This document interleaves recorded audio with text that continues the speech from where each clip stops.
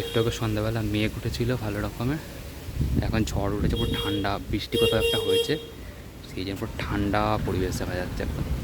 যেখানে বৃষ্টি হয়েছে, শিলা বৃষ্টি বা কিছু একটা বরফ টাইপের পড়েছে বা কিছু একটা হয়েছে এরকম টাইপের, ঠান্ডা কনকনে হাওয়া, ঝড়ের মতো উঠছে এগুলো।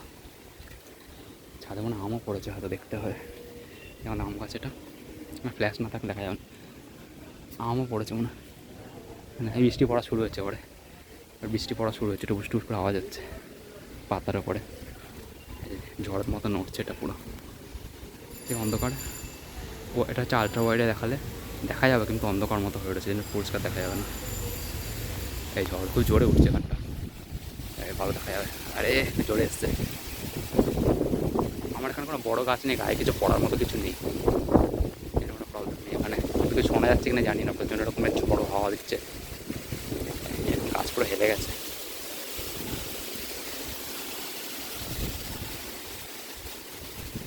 পুরো ঝোড়ো হাওয়া দিচ্ছে একবার।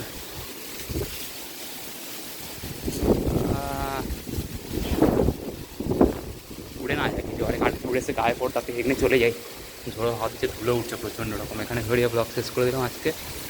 আজকে ফার্স্ট কালবৈশাখী, আশা করি আজকে প্রথম হচ্ছে। শেষ করে দিলাম ভিডিও এখানে। Like subscribe channel good bye, thank you for watching John.